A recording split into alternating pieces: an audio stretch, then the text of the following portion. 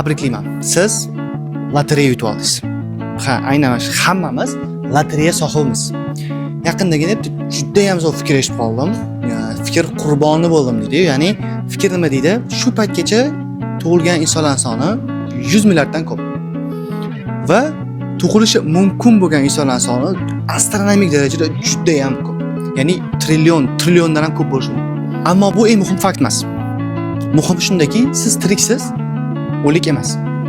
Va o'liklar orasida ham emassiz. Siz o'lim topadiganlar orasidasiz va bu sizni shunaqangi xursand qilishi kerak, chunki siz 0.001 foizlar orasidasiz.